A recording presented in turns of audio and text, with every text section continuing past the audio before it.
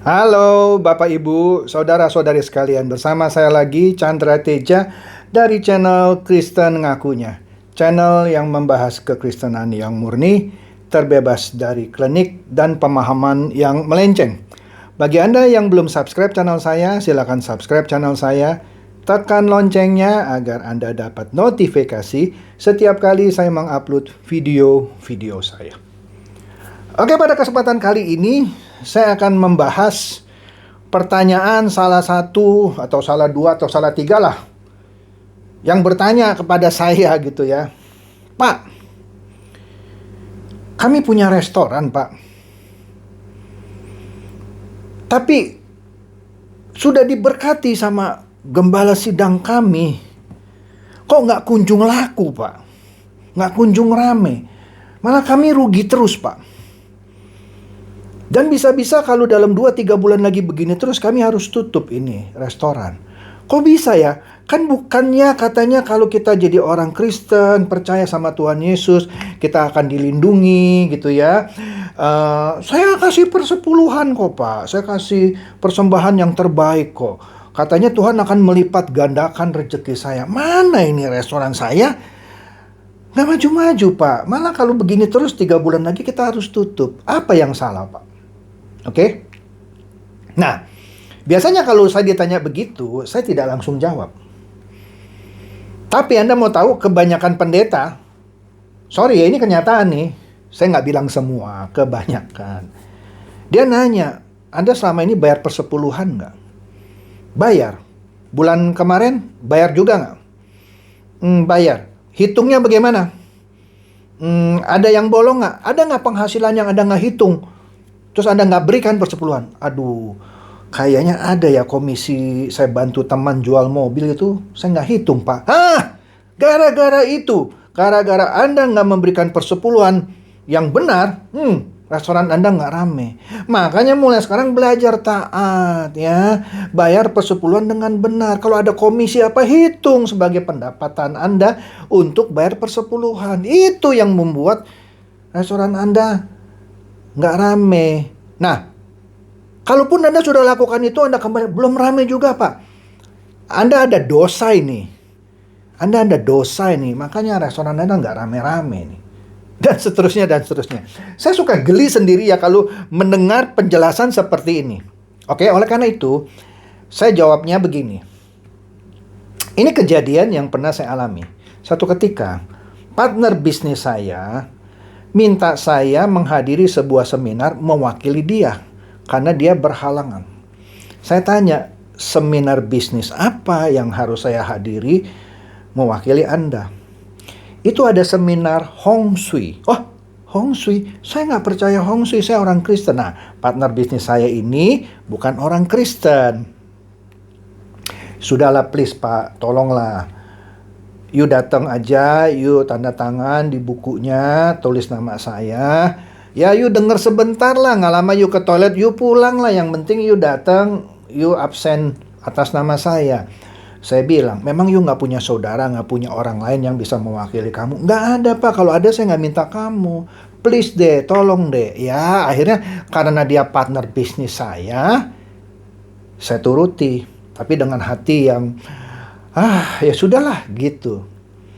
Saya datang ke seminar Hong Shui itu ya. Saya duduk seenaknya gitu.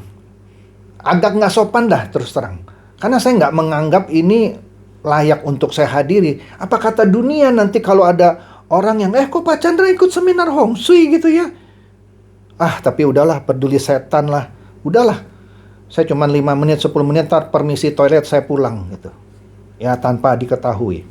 Datanglah ini seorang biksu ahli Hong Shui. Dia mulai bicara. Baru bicara 5 menit, langsung saya menyimpulkan, astaga, ini orang pintar nih. Maksudnya intelektualnya tidak seperti rohaniawan lainnya. Dari duduk saya yang seenaknya, saya mulai duduk tegak, sopan. Dia bicara lagi, Anda tahu, akhirnya saya nggak pulang sampai selesai. Saya dengerin dia punya seminar Hong Shui. Anda tahu, saya belajar sesuatu dari biksu ini. Jadi begini, ternyata dia pernah diminta oleh seorang kaya raya lah yang punya restoran mewah deh. Yang sudah pakai 5 ahli Hong Shui untuk membuat restorannya rame, tapi nggak kunjung rame. Akhirnya ahli Hong Shui ini, si sang biksu, diundang untuk merubah tata letak meja dan segala macam supaya restorannya rame.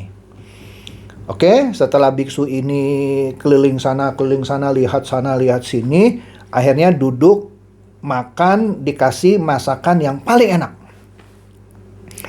Kemudian si pemilik restoran tanya, oke, biksu, coba kasih tahu saya apa yang harus saya perbaiki. Pasti biksu bisa lah, biksu kan orang top nih.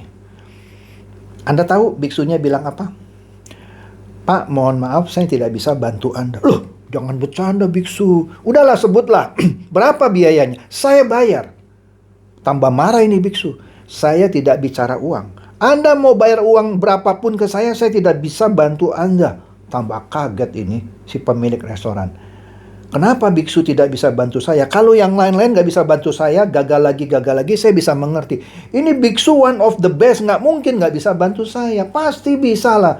Oke deh, kasih tahu saya, kenapa biksu nggak bisa bantu saya? Oke, saya kasih kamu tahu 5 rahasia. Saya cuma ingat 4, yang kelima saya lupa. Oke lah, yang 4 aja cukup lah ya. Rahasia pertama. Anda mukanya asem, susah tersenyum, nggak pernah tersenyum malah saya lihat dari tadi. Ngomong sama saya aja asem mukanya. Sama pelanggan juga tambah asem. Sama saya kan mestinya senyum dong. Enggak tuh, muka Anda asem. Jadi tips saya pertama, rubah penampilan Anda, belajar senyum di depan cermin. Mana ada sih tamu restoran, satu, Anda nggak sapa, Anda cuma liatin, Anda liatin juga dengan muka asam. Nggak enak muka Anda kelihatannya. Jadi belajar senyum ya. Jadi kalau ada tamu, Anda belajar sapa. Pagi Bu, siang Bu, malam Bu, Pak, apa kabar? Enak nggak makanannya? Anda harus ramah. Oke? Belajar senyum. Oke, katanya. 2. Anda dari tadi saya lihat ya, maki-maki karyawan Anda di depan tamu. Orang yang mau makan tuh, aduh, nggak enak dengerin suara Anda. Suara Anda itu meledak-ledak gitu ya. Maki-maki orang seperti maki-maki binatang. Kalau Anda mau marahi pegawai Anda, tarik dia ke kantor Anda, maki-makilah di kantor Anda. Jangan di depan tamu yang sedang makan. Orang kehilangan selera makannya. Oh gitu ya. Apalagi biksu? Oke, ketiga ya. Tadi sebelum makan ini, saya ke toilet Anda. Toilet Anda bau banget, saya hampir muntah katanya. Sekarang saya mau makan udah nggak nafsu karena tadi toilet Anda bau. Ini restoran segini bagus, toiletnya rusak banget gitu ya. Aduh, Anda nggak bisa suruh ini Anda terus periksa setiap saat. Harus harum lah, kasih pewangi gitu. Aduh, jorok banget gitu. Coba dong itu diperbaiki. Oh gitu ya? Iya. Yang keempat. Ini makanan yang paling enak di restoran kamu. Iya, ini yang paling spesial biksu. Untuk biksu. Oh, saya kasih tahu ya. Minggu lalu saya diundang tuh di restoran seberang restoran Anda.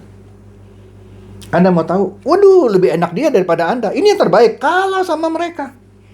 Bagaimana Anda mau rame kalau restoran Anda, saingan Anda di seberang restoran Anda, makanannya jauh lebih enak daripada Anda. Ya mereka akan ke toko sebelah ketimbang ke restoran Anda. Gampang itu. Nah yang kelima saya lupa. Yang 4 ini deh. Ada satu lagi, sekali lagi lupa saya. Anda perbaiki dulu 3 bulan. Setelah itu, Anda hubungi saya lagi. Oke? Kemudian biksu itu terus bercerita. Dia bilang, orang yang percaya Hong Shui mati-matian, orang bodoh katanya. Wih, saya kaget. Ini ada orang ahli Hong Shui, malah bilang kalau orang percaya Hong Shui 100% bodoh, dia bilang. Hong Shui itu hanya membantu sebagian saja, misalnya aliran udara supaya sejuk ya, aliran air dan segala macam. Itu benar secara saintifik. Tapi itu tidak bisa kalau dirubah membuat Anda otomatis maju, enggak. Itu hanya membantu maksimum 30%. 70%-nya usaha Anda. Misalnya tadi, makanan harus enak. Kalau makanan nggak enak, bagaimana orang kembali lagi ke restoran Anda? Muka harus senyum, toilet mesti bersih gitu ya. Nggak usah maki-maki orang di depan tamu. Itu contoh. Itu usaha yang 70%. Jadi Anda nggak bisa lepaskan semua ke ahli Hong Shui. Nggak bisa. Wah, langsung saya merefleksikan yang ilustrasi di depan. Orang punya restoran, orang Kristen minta pendetanya berkati. Dia pikir kalau pendetanya berkati, pasti restorannya rame. Bohong. Iya tadi, kalau si orang Kristen ini mukanya juga asem, nggak pernah tersenyum, tamu juga ngelihatnya sebel kan? Oke? Nah, ke orang Kristen ini, meskipun restorannya sudah diberkati pendeta, tapi dia maki-maki karyawannya di depan tamu, tamu juga sebel kan? Dan orang Kristen ini, ya, kalau toiletnya nggak diperhatikan, ya, orang nggak mau balik lagi, bau restorannya. Mewah, tapi toiletnya bau gitu. Dan yang keempat, makanan yang kalah sama toko sebelah gitu. Bagaimana mau diberkati seperti apa, nungging-nungging kayak apa pakai doa puasa pun nggak bakal rame itu restoran. Jadi jangan klinik, mentang-mentang restoran Anda sudah diberkati oleh Bapak Pendeta, Bapak Gembala Sidang, itu akan menjadi jaminan restoran Anda akan penuh, akan rame, akan ada tamu datang lagi. Tidak, harus ada usaha dari sisi Anda. Pak Pendeta berkati ya berkati aja, tapi itu tidak menjamin restoran Anda pasti dikunjungi pengunjung rame terus. Walaupun pastilah Pak Pendeta ketika memberkati setidaknya bilang begini dong, kiranya restoran Anda ini diberkati melimpah oleh Tuhan. Biarlah tamu-tamu akan datang berbondong-bondong. Ini misalnya doanya. Kan beda-beda pendeta doanya beda. Saya sih nggak begitu kalau memberkati sebuah restoran gitu ya. Terus Anda percayai itu sebagai suatu mantra ajaib yang akan membuat restoran Anda rame. Waduh, Anda klinik. Anda itu Kristen klinik namanya. Anda tetap harus berusaha dari sisi Anda. Kalau Anda nggak berusaha dari sisi Anda, bagaimana Tuhan mau mencurahkan berkatnya? Usaha Anda apa tadi? Ya harus ramah, senyum gitu ya. Jangan maki-maki karyawan di depan orang lain. Harus jaga kebersihan toilet. Contoh yang tadi deh saya ambil. Sama makanan Anda tuh harus istimewa.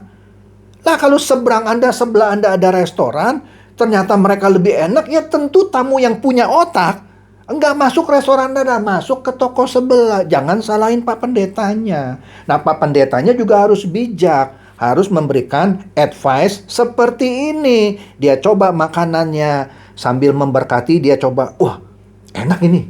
Kalau bener enak. Tapi kalau kurang, Anda kasih saran. Sambil memberkati, ini rasanya agak terlalu asin deh. Coba yuk kurangin. Kalau Anda bukan food tester gitu ya, ya Anda ajak teman yang ahli gitu ya. Coba yuk tes nih makanannya, yuk kasih advice dia. Jadi sambil Anda berkati, Anda juga memberikan masukan yang bisa membuat restorannya rame gitu. Bukan hanya ngomong, wah restoran Anda sepi karena Anda nggak bayar persepuluhan sih, Anda banyak dosa sih. Nah itu Kristen klinik. Oke? Jadi kira-kira itu saja ya. Semoga ini mencerdaskan dan mencerahkan Anda semua. Silakan share video saya ini kepada teman-teman, sahabat atau kerabat supaya mereka tambah cerdas dan tercerahkan.